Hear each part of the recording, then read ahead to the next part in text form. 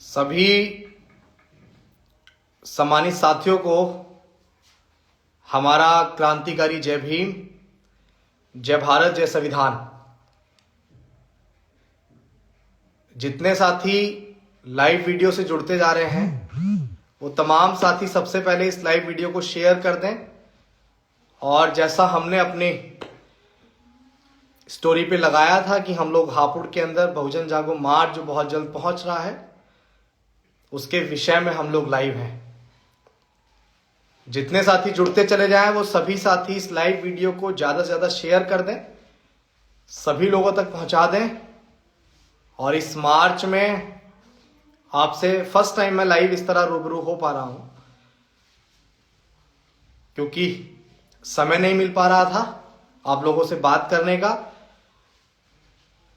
पुनः आप लोगों को जय भीम, जय भारत, जय संविधान और बहुजन समाज में जन्मे सभी संतों, गुरुओं, महापुरुषों को नमन करते हुए तथागत बुद्ध, संत कबीर, गुरु नानक देव, वाल्मीकि महाराज, बिरसा मुंडा, पाखंडवाद के धुर विरोधी रहे पेरियार, ईवी रामास्वामी नायकर,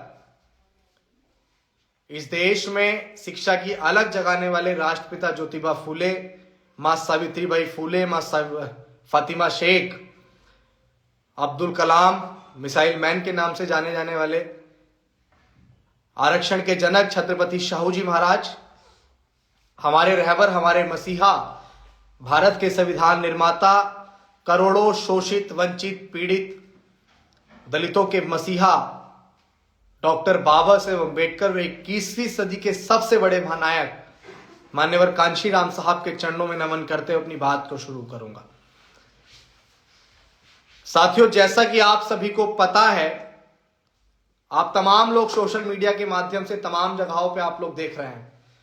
जैसा कि आप सभी को पता है कि बीती 23 जुलाई से डॉक्टर बाबा साहेब अम्बेडकर की जन्मस्थली मध्य प्रदेश के महू से हमने एक संकल्प की शुरुआत की, जिसका नाम रखा बहुजन जागो मार्च, और जिसका उद्देश्य रखा बहुजन नेताओं साथ में आओ।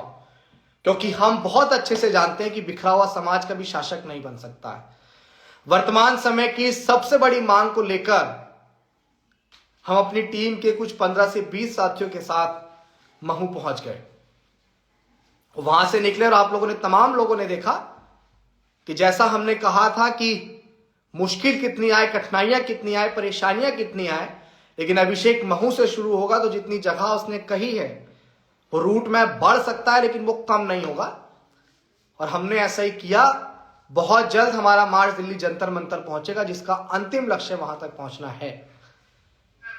साथियों, वो मार्च आने वाली 29 अक्टूबर को दोपहर 1 बजे, जो मार्च बाबा साहेब अम्बेडकर की जन्मस्थली से बीती 23 जुलाई को शुरू हुआ, और आज हम लोग लाइव हैं 27 अक्टूबर को, यानी कि हमारे मार्च को आज करीब 3 महीने से भी लंबा समय हो गया है। घर को छोड़े हुए, परिवार को छोड़े हुए हम लोग महू, इंदौर, भोपाल, खुरई, ललितपुर, झांसी, डबरा, दतिया, ग्वालियर, मुरैना, धौलपुर, आगरा, हाथरस, अलीगढ़ और उन तमाम जनपदों से होते हुए औरैया, फर्रुखाबाद, फिरोजाबाद, जनपद बुलंदशहर, और फिर हम लोग तमाम गांव-गांव, गली गली, मोहल्ले मोहल्ले अपने समाज से जुड़ते हुए, बात करते हुए, जितना मूवमेंट को हमने पढ़ा है, जितना मूवमेंट को हमने समझा है, जितना फूले, पेरियार, शाहू, ललई, अंबेडकर और मान्यवर कांशीराम साहब को हमने किताबों से पढ़ा है। और असल में वर्तमान समय की जो सबसे बड़ी मांग है कि हमारे नेताओं को एकजुट हो जाना चाहिए। देश के अंदर 28 से 29 राज्य हैं, लेकिन हम नेताओं से अक्सर यह सवाल पूछते हैं कि आखिर कितने राज्यों में डॉक्टर बाबा साहेब अम्बेडकर के मानने वाले लोगों की सरकार है? नहीं है। उसका कारण क्या है? उसका कारण है बिखराव। बाबा साहेब अम्बेडकर ने कहा कि शिक्षित बनो, संगठित रहो, संघर्ष करो। लेकिन हम लोग शिक्षित हो गए, हम लोग संघर्ष भी कर रहे हैं, लेकिन हम लोग संगठित कहां हैं? बहुजन समाज पार्टी है, आजाद समाज पार्टी है, राष्ट्रीय लोक दल है, समाजवादी पार्टी है, और बहुत सारे नेता हैं, मायावती जी, चंद्रशेखर आजाद, उदित राज, वामन मिश्रा, प्रकाश अंबेडकर, रामदास अठावले, चिराग पासवान, एम.के. स्टालिन, जयंत चौधरी, अखिलेश यादव, बहुत सारे बहुजन समाज के नेता जो समाजवाद की बात करते हैं, जो बहुजन समाज की बात करते हैं। जब आप लोगों का मूवमेंट एक है, आपका मिशन एक है, आपका लक्ष्य एक है, तो आपके रास्ते अलग क्यों हैं?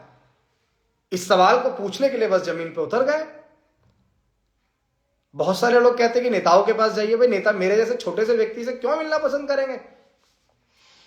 और सबसे बड़ी विडंबना यह देखिए कि भाजपा के लोगों ने हमसे कहा क्या भाजपा ज्वाइन कीजिए, कांग्रेस के लोग आए, उन्होंने कहा कि कांग्रेस ज्वाइन कीजिए, लेकिन अभी तक हमारे अपने दल जिनको हम लोग एकजुट करने निकले हैं, उन तमाम लोगों की तरफ से हमें बिल्कुल इग्नोर किया जा रहा है।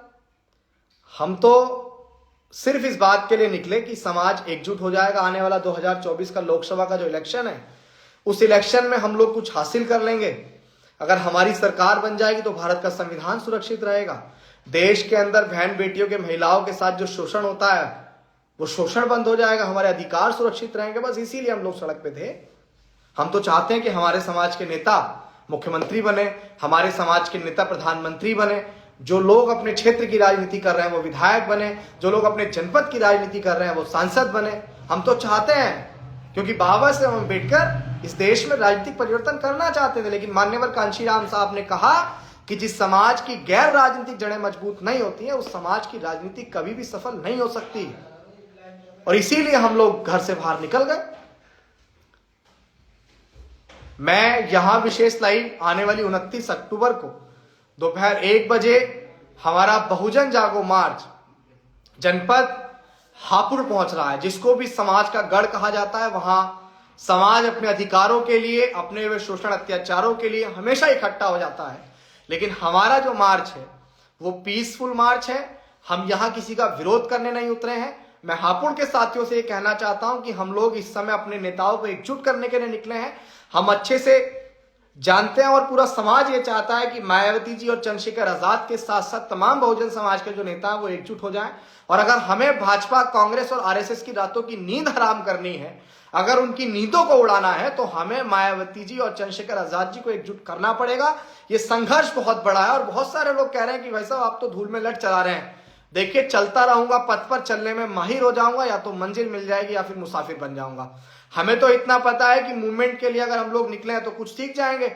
समाज को जो समझाने निकले, कुछ समाज से हम भी सीख जाएंगे, क्योंकि जब हम लोग मिशन में उतरे तो हमें बहुत सारी चीजों की जानकारी मिली। और मैं Bahujan Samaj party, Azad Samaj party, Bhim army और तमाम पार्टी संगठन दल के लोगों से कहना चाहता हूं कि भाई, इस देश में भारत का संविधान नहीं बचेगा, जब इस देश में लोकतंत्र नहीं बचेगा, तब पार्टी और संगठन के प्रोटोकॉल को कहां लेके जाओगे? चलिए, हमारा तो कहीं ना कहीं एक सोशल मीडिया पे एक हुजूम था तो समाज साथ आ गया, लेकिन कल को अगर कोई नौजवान इस तरह समाज को जोड़ने का प्रयास करेगा तो यार, उसकी हिम्मत को और हौसले को आप इस तरह तोड़ेंगे? बेहद मैं घर की बातों को कभी भी बाहर शेयर नहीं करना चाहता हूं, क्योंकि हमने बाबा साहेब अम्बेडकर को पढ़ा है और हमारा संघर्ष ईमानदार है, इसमें कोई छल नहीं है। तो मुझे ऐसा लगता है कि चाहे पराया हो, चाहे छल कपट करने वाले अपने हो, रोक तो कोई सकता नहीं है। लेकिन हाँ, आप लोगों के लिए ही घर से बाहर निकले हैं। हम चाहते हैं कि आप भी सदन के अंदर पहुंचे, आप भी सांसद बने। हम चाहते हैं कि माननीय बहन जी देश की प्रधानमंत्री बने। कैसे? अकेले तो नहीं बन सकते हैं, सबके साथ मिलके बन सकते हैं। हाँ, बिल्कुल इस बात को हम डिनाई नहीं कर रहे और खुल के कहेंगे कि विपक्ष में माननीय बहन जी से बड़ा प्रधानमंत्री पद का दावेदार कोई नहीं है। उन्होंने अपने शासनकाल में चला के दिखाया है। और हम एक बात और कहना चाहते हैं कि यहां चंद्रशेखर आजाद जी को भी इग्नोर नहीं किया जा सकता है। समाज के अंदर उनका एक अमूल्य योगदान है, संघर्ष है। समाज की पीड़ा को उन्होंने अपनी पीड़ा समझते हुए हमेशा समाज के अंदर संघर्ष किया है। मेरी इस बात को आप तमाम साथी बहुजन समाज पार्टी के साथियों तक पहुंचाइएगा, आजाद समाज पार्टी के साथियों तक पहुंचाइएगा, और जितने भी हमारे नेता उन तक भी पहुंचाइएगा। हमारा मार्च जनपद हापुड़ के अंदर, हम लोग आपको बता देते हैं कि हम लोग कहां से शुरू करेंगे। हमारा मार्च जो है वो हमारा मार्च हापुड़ के अंदर तहसील चोपला है, जो बाबा साहेब अम्बेडकर की बहुत भव्य प्रतिमा वहां लगी हुई है। बहुत बड़ी प्रतिमा है हापुड़ के अंदर, उसको आप लोग हापुड़ की नाक भी कह सकते हैं।